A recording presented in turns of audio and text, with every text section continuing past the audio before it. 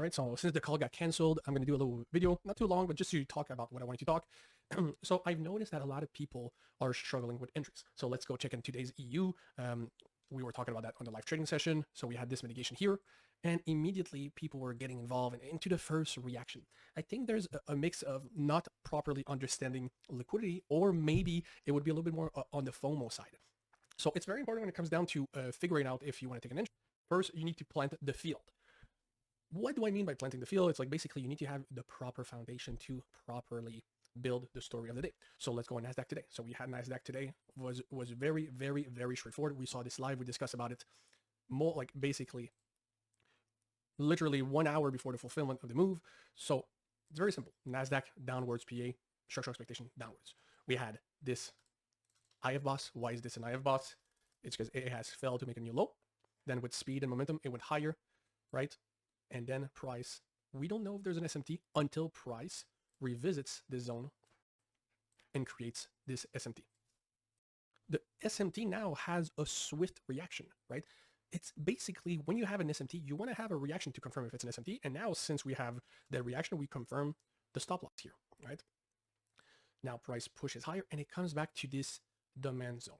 So this would be an order POI. It stacks the order, pushes lower, and revisits. They mitigate. It's not clean. We could even maybe refine to this one, but it's not clean in terms of entry. And if we go back into M1, for me, I really wanted to see something like that. Like this, and then like this. But it didn't do this, okay? Then price melted downwards, took the next enticement zone, and released this liquidity, okay? So we had the structural expectation, we had the I boss, we had this SMT, we have the liquidity here, we have this inducement POI, speed and momentum back into it, we fill this imbalance. We all discussed about that in the call. So all these are evidence very clearly for us to take an entry. So now we're interested in going in M1, right? When it comes down to EU, this is kind of trading a little bit of more of a smart money concept trade. Let's look at the day. Downwards PA, very, very clear. We can see this push here and price coming out of Asia actually making a new high, right? So our goal is to check on the left, did we induce something? We took this point here, right? Created a perfect false reaction and induced mid low. So that could be the trade away for now, right? But remember, we are in a downwards structural expectation. So here is the pullback. So we don't know where the pullback will finish. And this is where you should never, like I said in the call, never take a pullback short on a pullback. If the price is creating a pullback on the upside, you don't take shorts, you take continuation.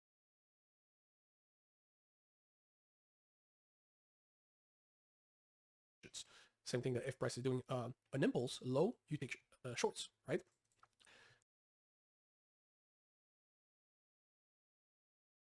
Let's check this trade, right? When it comes down to figuring out an entry, it's pretty straightforward. See, you start the day, you see price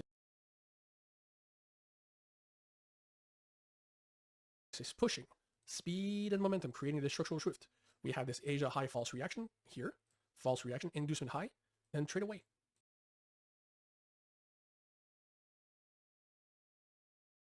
But have we induced anything significant? No. So this is not a relevant break of structure. This is an F boss, right? Clear F boss. Very, very easy. Revisits with speed and momentum, enticing them to short. This is automatically an SMT. So easy, predictable.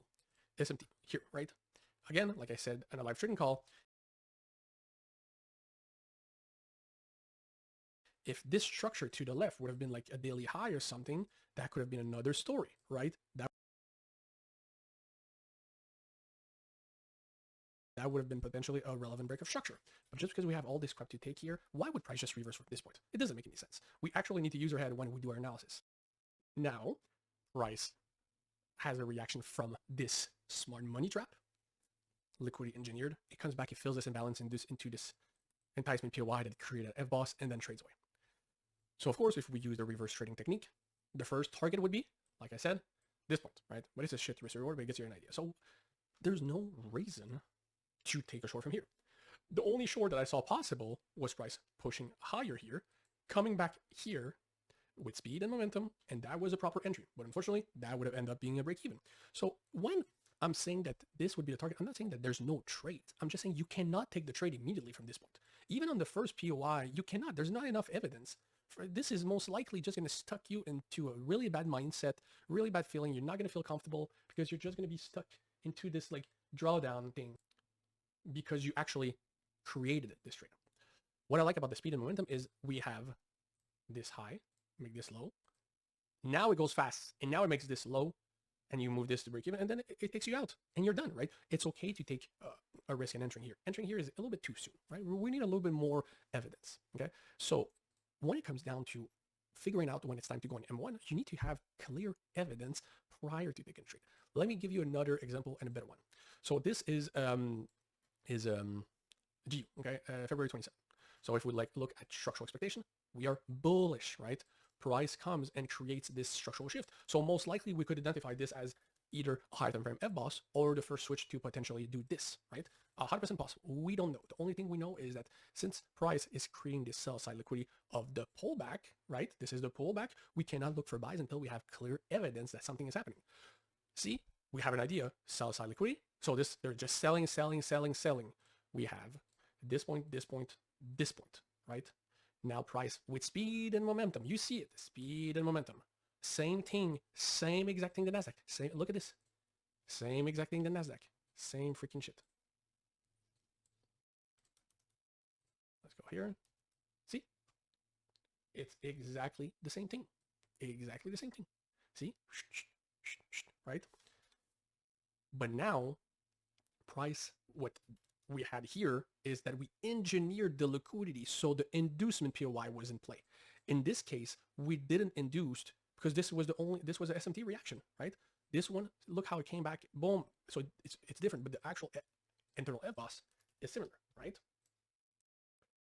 So our goal is to see what's going to happen after. As we can see, we have a small reaction. So I wouldn't count this as liquidity because it's too small. And then we have that speed and momentum inducing low. But what also happens, we induce D's equal lows, and this is a false reaction. So see how the complete story is different. Here we were looking for shorts. Here we're looking for buys because this inducement POI, we read price from left to right. We had this evidence, and this is done. We had this one, then we had this one, and then this one, and then this one. In orders, you cannot skip this information. So when it comes down to this inducement low, now, of course, there's potentially time to be looking for a trade because other than maybe continuing lower, that's 100% the case based on this false reaction, this FBOSS, this speed and momentum, this release. Now, this is where you go to an M1. When I have a speed and momentum, right? When I have like speed and momentum, this is where I want to look for trades, okay? So same thing with here, speed and momentum, I go in M1. So speed and momentum, I go in M1. But first of all, we want to see a reaction. So as you can see here, this has a reaction. This is different because we came into a decisional zone. So this is different. This is also different. We came into an inducement POI. When it comes down to an inducement of liquidity, of this clear liquidity here, we want to see a reaction. So always doing this, then you go in M1. But you mark up the zone in M5. So you mark up the zone in M5. Your trade needs to be based on M5 play and M1 confirmation. So price comes back. It's always the same thing, right? Price comes back, boom. Okay. So now we potentially have this thing here, right? This, we potentially missed this, okay? But it just barely tapped in. So you want to see a little bit more of that kind of like new structural high, right? So you wait. Here, people would enter here. No, you don't do this. You just wait until it's in the POI to take the trade. So now it's in the POI, and now we're still in, right? Now it's in. There's a reaction. Look how it came in. This one didn't. Look how this one came in. So that I would be interested to enter. And this is where, if price comes back, you would take a trade based on this reaction. So you could potentially take this like this, right? Or take this like this. Oops. Like this. This is like something, and I'm going to be 100% honest, this is something that needs to be practiced on and on and on because price can just come back and go even deeper, and then you hit a stop loss. So the best case scenario is always to like enter with on the way up when it clearly came and to do this, but this a little bit ruins the risk reward. But it's okay in the beginning. I'm just telling you how to optimize it. It's always on the way up, and I go in 30 seconds. I want to see those pushing candles, see how this one just came in and left. I want to see this coming in, boom, boom, boom, and then pushing, and then I would enter like this, and boom, right? Or even if it comes back, if I miss it and I retest, it's even better. You cannot take a buy when it's in. So in EU here, right, when it comes into the POI, you want to see like this POI needs to be valid, and it's not. right? For me, this is not valid because of this trade. I would be targeting this zone. And as you can see, look, we induce this POI, and look how price is creating some new downwards PA. And it's just logical. Look at maybe all these equal highs, right? Inducement high and reaction. This is good. This is good. Late in the day, but this is good. Same thing with NASDAQ. Look how it came back, right? They induced those equal highs, creating this potential false reaction. Inducement low, right? So when it comes down to figuring out how to precisely refine your entry, it really needs to be based on a M5 play. Too many people, I see them doing this. If you see that you're too late, don't do this. Wait until price comes back. If it doesn't come back, let the trade go, okay? So the best trick, like I'm going to repeat myself. When you have liquidity and you have an inducement and price comes, it gives a reaction from an inducement, it needs to have a reaction and it comes back. Your trade needs to be based on that M5 play. And inside that M5 play, I move into the M1 like if the freaking thing would move. I'm sorry. You need to see like, God damn it. You want to see the like price action, the like kind of like building, and like giving you something. You want to have something on the lower time frame, but based on the M5 play. And you need to be at a logical point. So even though GU was on the pullback phase, like we saw, the pullback, this here creates that FBOS on the higher time frame. We had that speed and that momentum inducing this point. There's that reaction. Now I'm interested to getting in. The only problem with this trade, it's too late in the day. Very, very late in the day. The best trick I can give you is always look at every single evidence based on logic. So as you can see, downwards PA, very, very clear. Here, our first structural difference, right? It made a new high, right? Is this speed and momentum? I don't know. Not so sure, but we do have like kind of a reaction of this. So maybe this FBOS makes sense. Now it makes a new high, right? Inducing with speed and momentum. And now it seems like it went lower, taking these stop losses and trading away. Am I expecting the freaking trade to do this? No, because remember, now we engineered the pullback. We don't know where it's going to go. But when price is so overextended, don't go to the left and try to justify anything. In here, you identified this as being an FBOS, but potentially you identified this as being a relevant breaker structure because of those equal lows. And you're right, both scenarios do the same thing. They make a new structural high. But the problem is not doing a trade like this and expecting that new structural high. This is perfect. The risk reward shit is the people that are expecting this. Look, like, what is your target? Asia high? What do we have at Asia high? Right, this point? Do you understand? Like, most likely you will take a break even in this trade. And a lot of people are focused on the outcome that happens on hindsight. Oh yeah, I would have been able to take this.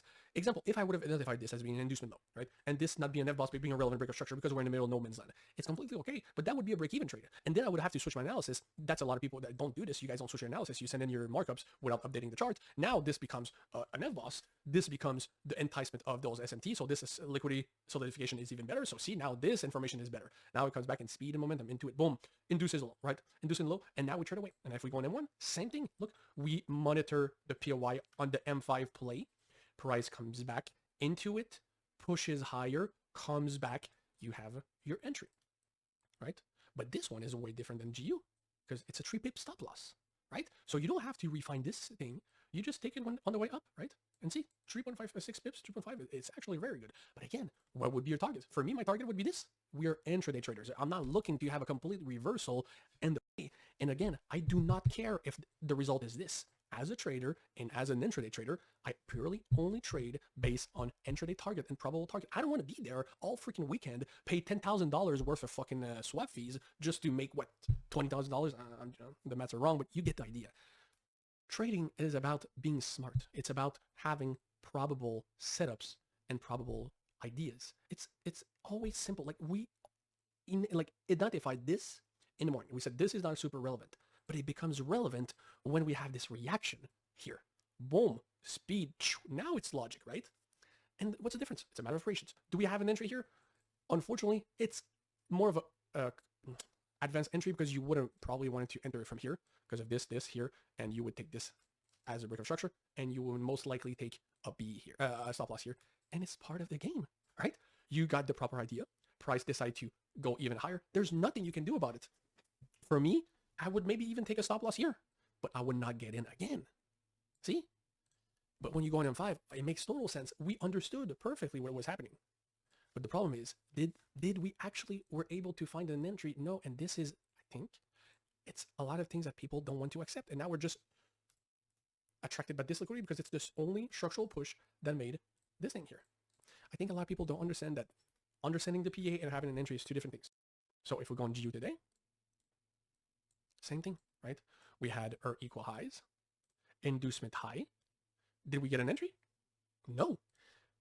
But we did our due diligence. We understood that basically we didn't find an entry, but we didn't enter from this zone. We're not stupid, right? You cannot enter from equal highs. I do not care if price provides a reaction. I do not care if it does this. Here, it's made on purpose.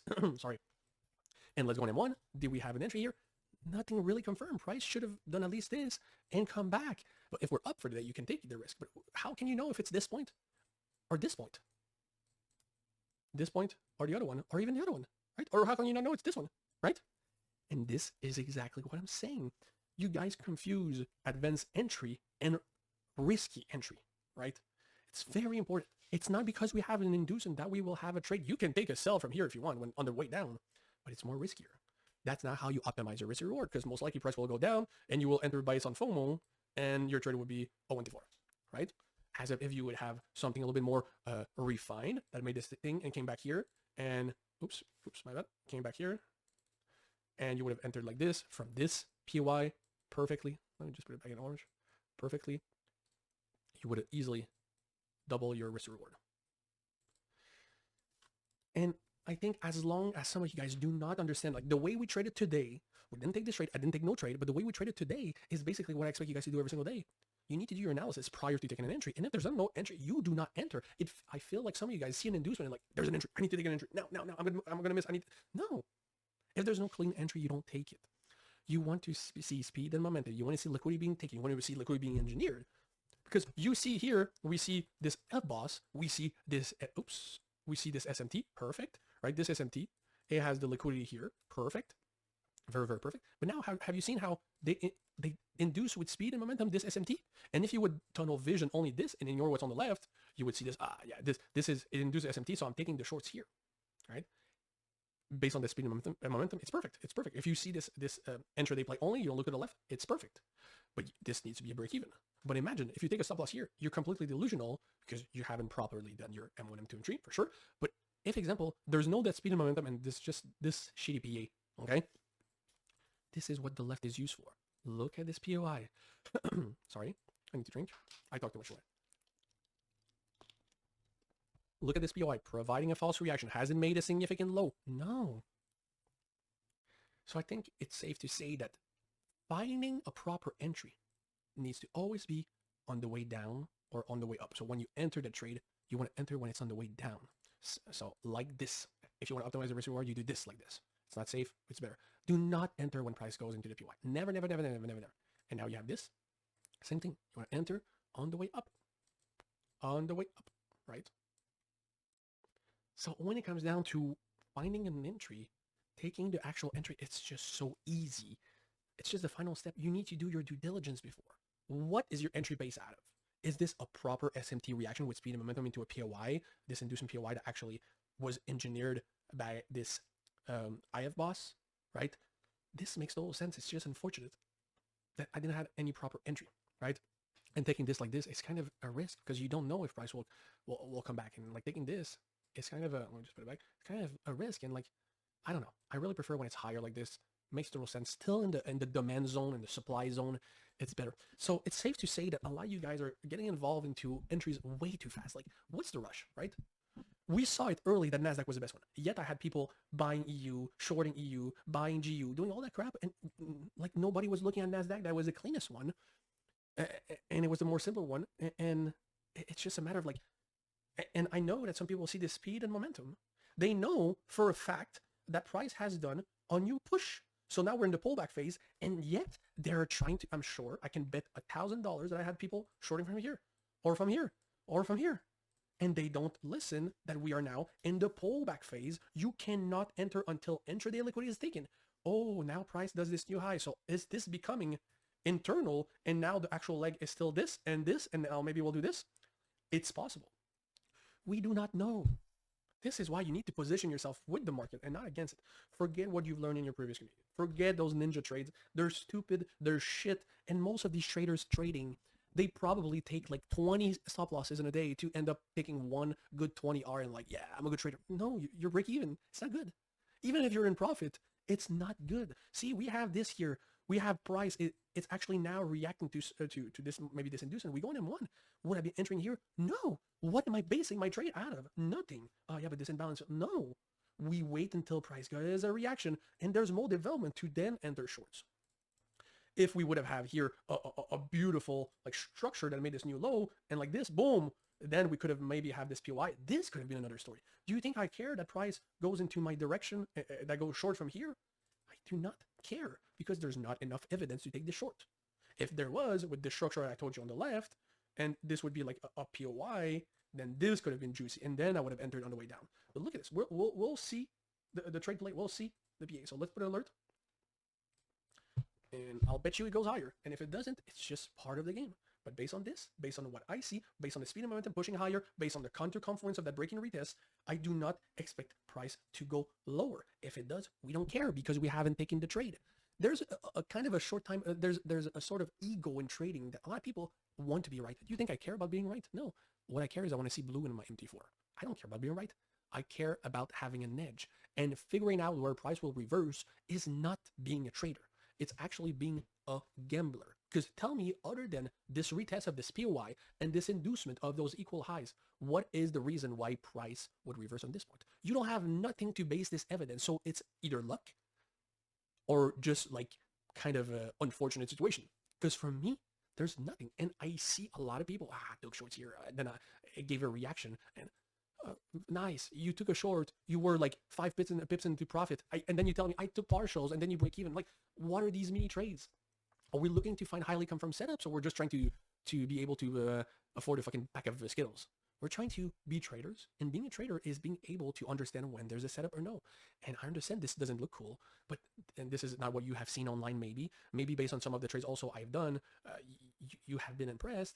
But a lot of those trades online that you saw me take were very, very lucky trades based on buffers that has been built. Like NASDAQ here, I took the short from here, right? I took that short. I was targeting the next enticement zone, very, very clear. Unfortunately, I was able to close a little bit of profit here. I remember, I think I said 80, but I think I took 50, right? So I had like 2 trades. Then I decided to, okay, I refined too much. This is most likely an FBOS. This is the SMT. So I just entered when it induced the SMT, but I decided to cover the high. I was in drawdown for like 20-ish minutes, but I was okay because I built that buffer, right? And then price melted. This is luck, right? The fact that I was able to take the trade is not luck, but it's just because I was able to take a lucky trade before, even if it was a pullback. But it's just what it is. It's like when I took the short on NQ here, I built my buffer before and I was able to risk that trade. Why would you risk a trade here? Let's say that this is your first trade of the day. There's nothing to the left. We have most likely trading away from this point here. We have this breaking retest. It's freaking 5 p.m. UTC. So it's 11 a.m. People are about to go to lunch soon. So see all these things that need to be questioned when it's time to trade. Trust me, I've been doing at least 2 1-on-1s per day. And the traders that I have been working with in 1-on-1s, they all started being more diligent when it comes down to reversals. And their equity curves have been improving. And you guys know who I'm talking about. Some of you guys sent me some journals of equity curve and saying, this is since we had our call. Here's the profit I made. Here's the improvement I made. Because they started being more serious about their trading and more serious about the setups that they want to take. Like, who cares about this shit? Like, what would be your target? The only target you can do is this one. It can be the next enticement zone. But again, this outcome is luck because you're basing your trade out of nothing.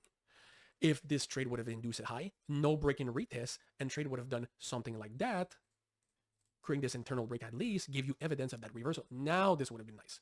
But if you want to take this trade as a first trade of the day, no. If you want to take this trade and you're already up 5R, take that bitch. Take it every single time. Like this trade, I would have taken 10 out of 10 if it was, I was up for the day. But we're specifically talking on the impulsiveness of your trading behavior. So this is purely based on the first trade of the day. So to recap what I said, you need to build a story. NASDAQ had a story. You need to have a proper, highly confirmed entry. You take your partials very soon. You always enter from the way down or the way up based on that POI. Never, never, never, never enter a trade when it hits that POI. I do not care if it leaves without you. Never do this. Not only you're catching a fallen knife or like fucking rocket if it goes up, but you're not optimizing your risk reward. It's bad. It's bad. Risk reward is everything in trading. It's everything. I take 1 or 2 stop loss per day sometimes, but my trades are monsters, so I'm always up for the day. And I think that this comes also from experience. Stop looking to be in a trade. Look for highly confirmed trades. What are the reasons for price to reverse here, right? Is it to choke the break and retest traders here? Is it because it has enough, taking enough liquidity, so it's retesting and then continuing? But the question is there a trade here as a first trade of the day? No. I really think that price will just continue higher based on this. And if it doesn't, we do not care. We just wait for price to do something so we get involved. If I would be an analyst and be able to bet on where price would go, I would lose all my money. I'm very bad at this, but I'm so good pulling the trigger. I know what I want to see. I know what's happening. I know when it's, and this is why my entries are so precise. It's because I have been so much in the market doing the same due diligence, asking myself questions. Why would price reverse from here? Why would price reverse from here? There's no reason. So, okay, if I want to take a trade, fine. I think I'm partial soon. I wait for the inducement. And look what happened. Perfectly this. It takes time. This is 2 hours. Then maybe this is why I told you guys the pair is shit today. I can tell you for a fact when a pair is shit. Remember somebody said, you F shorts. I said it's shit because I know what it's doing. It's shit because the movements, the pairs doesn't look good. This is GF. Yeah, GF. AF. Look, remember I said they're all shit. All shit. UC was kind of good, but look at this one. Like this, right? So now we're building this buy side liquidity, right? Now with speed and momentum, we take this liquidity to then go lower. So now people would see this and they would be like, oh, this is a next enticement zone. No, this we're just respecting the structural expectation. So taking a short from here is actually risky. Taking a buy from here is good. But what are you basing your buy from? Nothing, right? Nothing. And this is why taking a short from here could be good until you go back into that POI. But also when you look at intraday, this is also an FBOSS, speed and momentum. So this is an SMT, right? And as you can see, we react from this SMT and we will trade away and continue with structural expectation. So we had the liquidity here. We were in the pullback phase. So we actually took a short with the pullback phase based on intraday liquidity. We had speed and momentum. But unfortunately, if we go here, let's go check in one. Yeah, see, same thing. No entry, no clear evidence here. Hasn't made a new low. No.